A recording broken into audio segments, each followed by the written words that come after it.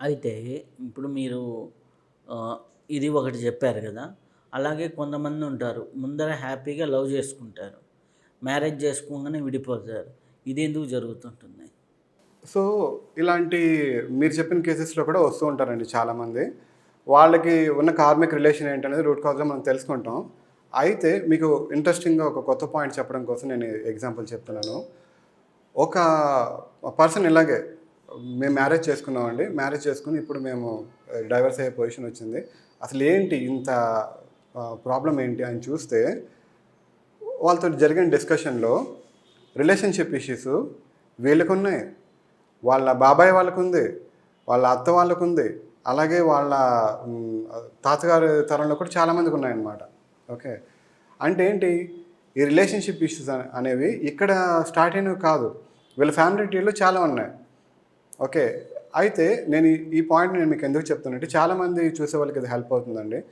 ఎవరైనా సరే ఈ ప్రోగ్రామ్ చూసేవాళ్ళు వాళ్ళకేమైనా పెద్ద ప్రాబ్లమ్ ఉంటే గనక ఎలాంటి ప్రాబ్లమ్స్ రిలేషన్‌షిప్ పెద్ద అంటే వైఫు, హస్బెండ్ దూరం అయిపోయారు. లేకపోతే విడాకులు అయిపోతున్నాయి. అలాంటి ప్రాబ్లమ్స్ గానీ, సూసైడ్ కేసులు గానీ, లేకపోతే ఎర్లీ డెత్స్ గానీ ఫ్యామిలీస్‌లో, లేకపోతే పిల్లలు పుట్టకపోవడం గానీ, పిల్లలు పుట్టి చనిపోవడం గానీ, ఇలాంటివేమైనా పెద్ద పెద్దవి జరుగుతూ ఉంటే ఈ ప్యాటర్న్ అనేది వాళ్ళ వాళ్ళ అన్నదమ్ములు, అక్కచెల్లెలు ఫ్యామిలీలో జరుగుతున్నాయా?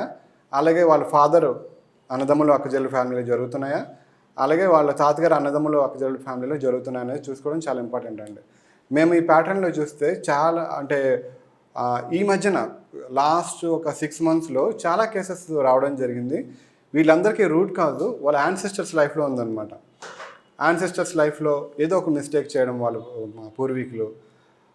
అది చాలా పెద్ద మిస్టేక్ అవ్వడం వల్ల అవతల పర్సను హర్ట్ అయిన తీవ్రతను బట్టి వాళ్ళు వీళ్ళకి గట్టిగా మీ ఫ్యామిలీ నువ్వు నాకింత ఇది చేసావు కాబట్టి నీ ఫ్యామిలీ ఇలా సఫర్ అవ్వాలని వాళ్ళు ఒక శాపం లాంటిది పెట్టడం. ఇంకా అలాంటి దాని ద్వారా జరుగుతూ ఉంటుందన్నమాట. ఒక ఎగ్జాంపుల్ ఏంటంటే ఇలాగే ఒక 4 ఫాదర్స్‌లో ఒక పర్సను ఒక అమ్మాయికి రేప్ చేసి చంపేయడం ద్వారా తను చనిపోయేటప్పుడు తను ఇలాగే అనుకుందనమాట. నాకు ఇంత సఫరింగ్ వచ్చింది కాబట్టి నీ ఫ్యామిలీలో కూడా ఇలాంటివి నువ్వు అనుభవిస్తావు అనేది ఒకటి. ఇంకొకటి ఇలాంటిది ఒక కేసులో ఒక 4 ఫాదరు ఆయన దేవదాసి వ్యవస్థ అప్పుడు ఉండేది కదండి. సో ఆ టైంలోని అమ్మాయిల్ని దేవదాసీలుగా మార్చడం, అలాంటిది ఎక్కువ చేయడం, డబ్బు కోసం చెప్పి స్మగ్లింగ్స్ చేయడం, అలాంటి దాని ద్వారా వాళ్ళ ఎక్కువ నెగిటివ్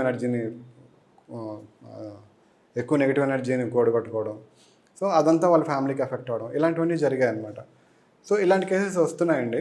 కాబట్టి ఒకసారి వాళ్ళ 4 ఫాదర్స్‌లోనే ఉందా అనేది చెక్ చేసుకుంటే దాన్ని బట్టి హైయర్ కాన్షియస్ దీనికి ఎలా రెమెడీ చేసుకోవాలి, ఈ రెమెడీ ఎంత ఉపయోగపడుతుంటే అంటే అండి వాళ్ళకి వాళ్ళొక్కళ్ళ ప్రాబ్లమే కాదు, దాంతోపాటు కొన్నిసార్లు వాళ్ళ ఫ్యామిలీ మొత్తానికి వచ్చే ప్రాబ్లమ్ని వీళ్ళు స్టాప్ చేయొచ్చు. లేదు అంటే వాళ్ళ నెక్స్ట్ జనరేషన్లో రాబోయే ప్రాబ్లం, ఇప్పుడు వీళ్ళకి రిలేషన్షిప్ ఇష్యూస్ ఉన్నాయి, నెక్స్ట్ వాళ్ళ తర్వాత ఉన్న వాళ్ళకి రిలేషన్షిప్ ఇష్యూస్ రాకుండా చేయడం. ఓకే. మనకి సైంటిఫిక్గా ఏమని చెప్తా అంటే జీన్స్ అంటారు కదండి. హెల్త్ ప్రాబ్లం వచ్చింది, ఎందుకు మీకు హెల్త్ ప్రాబ్లం వచ్చింది అంటే పర్సనల్గా మాకు చూసుకుంటే నేను మా వైఫ్కి మాకు ఒక బేబీ 5th మంత్లో జీన్స్ ప్రాబ్లం వల్ల సరిగ్గా ఫామ్ కాలేదు. ఒక బేబీకి జరిగిన తర్వాత రెండో బేబీకి కూడా జరిగిందనమాట. ఓకే. అలా జరిగినప్పుడు జీన్స్ అని చెప్పారనమాట. అయితే ఇప్పుడు ఏంటి అసలు జీన్స్లో ఇది ప్రాబ్లం ఎందుకు వచ్చింది, లేకపోతే ఇలా ఎందుకు జరుగుతుంది, దీన్ని అరికట్టాలంటే ఏం చేయాలి అంటే నో ఆన్సర్. ఎందుకు వచ్చిందని దానికి ఆన్సర్ లేదు. దీన్ని ఎలా స్టాప్ చేయాలంటే జీన్స్లో ఉంది, మనం ఏం చేయలేమంటారు. మళ్ళీ నెక్స్ట్ బేబీకి వచ్చే ఛాన్స్ ఏమైనా ఉందా అంటే 1%, 2% అంటారు. లేకపోతే వాళ్ళని అడిగితే పర్సెంటేజ్ చెప్తారు, 5% అంటారు. గ్యారంటీగా చెప్పలేమండి.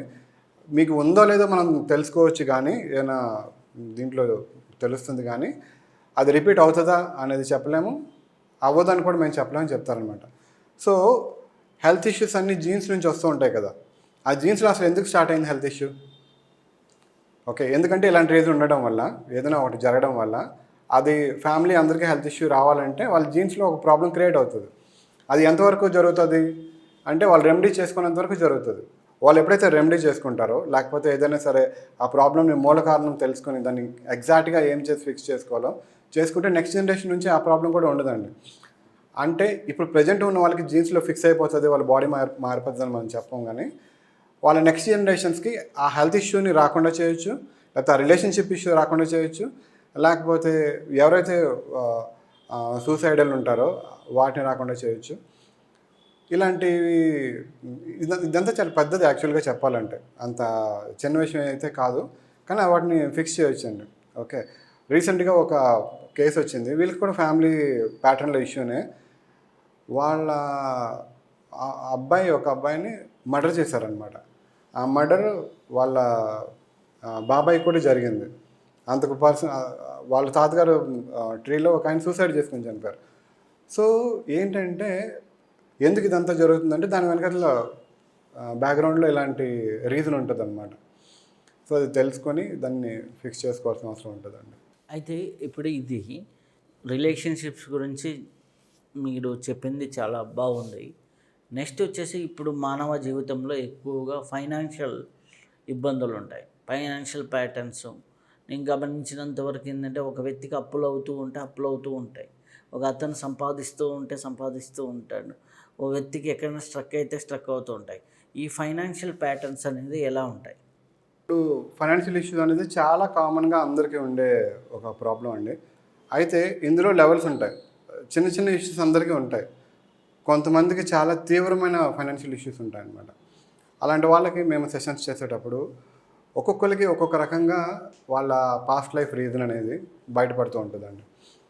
ఒక ఆయన వచ్చారు, ఆయనకి ఫైనాన్షియల్ ఇష్యూస్ చాలా ఉన్నాయన్నమాట. ఎందుకు ఫైనాన్షియల్గా ఆయన ఇష్యూ ఫేస్ చేస్తున్నారు అని చూస్తే, ఆయన వాళ్ళ ఆవిడ ప్రెగ్నెన్సీ టైంలో అబ్బాయి పుట్టాలని చెప్పి ఒక 2 ప్రెగ్నెన్సీస్ని ఆయన అబార్ట్ చేయడం జరిగింది. ఓకే, అబార్ట్ చేసుకున్న తర్వాత అబ్బాయి పుట్టారు. తర్వాత నుంచి ఆయనకి ఏం ఫైనాన్షియల్గా కలిసి రాలేదు. ఎన్ని సంవత్సరాల నుంచి ఎన్ని బిజినెస్లు స్టార్ట్ చేసినా బిజినెస్ ఫెయిల్యూరు, లైఫ్ అనేది అక్కడ నుంచి గ్రోతే అవ్వలేదు. అలా వెళ్ళిపోతుంది. మనశ్శాంతి లేదు. ఎందుకు ఇలా జరుగుతుందంటే తన సెషన్లోకి వెళ్తే ఏంటంటే ఆ 2 సోల్స్ ఏవైతే రావాలనుకుంటున్నాయో ఆ సోల్స్ని రాకుండా ఆపడం ద్వారా ఆ సోల్స్ హర్ట్ అయి అవి బయటికి వెళ్ళిపోకుండా ఇతనికి ఫైనాన్షియల్గా వచ్చే మొత్తం అన్నింటినీ ఆపేస్తూ ఒక బ్లాక్గా ఉండిపోయాయి అన్నమాట. సో అది ఎప్పుడైతే సెషన్లో వచ్చిందో ఇది యాక్చువల్గా కరెక్ట్ కాదు. ఓకే, మీరు అలా చేయకూడదు, అది ఫస్ట్ మీ తప్పు. రెండోది, ఆ సోల్స్ కూడా వెళ్ళిపోకుండా ఇక్కడ ఉన్నాయి, అది కూడా కరెక్ట్ కాదు. దీన్ని ఇక్కడితో మనం స్టాప్ చేయాల్సిన అవసరం ఉంది అని చెప్పి ఏం చేస్తారు హైయర్ కాన్షియస్ వాళ్ళు. ఓకే, మీరు ఫస్ట్ ఆ సోల్స్కి మనస్ఫూర్తిగా మీరు చేసిన దాన్ని తెలుసుకున్నారు, రూట్ కాజ్ తెలుసుకున్నారు, వాళ్ళకి సారీ చెప్పండి. సారీ చెప్పి మనస్ఫూర్తిగా సారీ చెప్పి మళ్ళీ మీరు మీ ఫ్యామిలీకి ఇన్వైట్ చేయండి. అంటే మీ అబ్బాయి 2 అబ్బాయిలు ఉన్నారు, వాళ్ళకి పిల్లల రూపంలో కానీ ఫ్యామిలీలో మళ్ళీ మీరు రండి, మళ్ళీ మేము స్వీకరించి మీకు ఏదైతే ప్రేమ ఏదైతే మా నుంచి ఎక్స్పెక్ట్ చేస్తున్నారో అవన్నీ మేము మీకు కలిగిస్తాం అని మీరు వాళ్ళకి చెప్పండి. అలా చెప్పడం ద్వారా మేము కూడా వాళ్ళకి ఇచ్చేసి వాళ్ళకి ముందుకు పంపిస్తాం లైఫ్లో అని చెప్పడం జరిగింది. దానికి కొన్ని రిచువల్స్ ఆ ప్రాసెస్ అంతా చెప్పారు, దాని ప్రకారం వాళ్ళు చేసుకున్నారు. దాని తర్వాత నుంచి ఇప్పుడు ఫైనాన్షియల్గా ముందుకెళ్ళడం కోసం రూట్స్ కావాలంటే రూట్స్ వేశారు, అలాగా ముందుకెళ్ళడం జరిగిందనమాట. సో అలాగా ఆ రూట్ కాజ్ అనేది ఒకటి ఉంటుందండి. ఫైనాన్షియల్గా ఎందుకు బ్లాక్ అవుతుంది ఆ రూట్ కాజ్ తెలుసుకుంటే అప్పుడు దాన్ని రెమెడీ చేసుకోవడం ద్వారా ముందుకెళ్ళొచ్చు అనమాట. ఇట్లా అంటే ఎటువంటి ఫైనాన్షియల్ సమస్యకైనా మనం క్లియర్ చేయొచ్చా? రూట్ కాజ్ ఫస్ట్ తెలుసుకోవాలండి. ఓకే, ఇప్పుడు ప్రతిదానికి అంటే ఏ సమస్యతో వచ్చినా ప్రతి సమస్యకి 3 రకాల సొల్యూషన్స్ ఉంటాయండి. ఒకటి యాక్సెప్ట్ చేయడం, లేకపోతే దాన్ని చేంజ్ చేయడం, లేదంటే దాన్ని వదిలేయడం అనమాట. ఓకే, ఆ రకంగా దేనికైనా ఈ 3 ఉంటాయన్నమాట. సో ముందు మనకు ఆ వచ్చిన ప్రాబ్లంకి రూట్ కాజ్ అంటూ తెలుసుకుంటే దాన్ని మన వైపు నుంచి ఎంతవరకు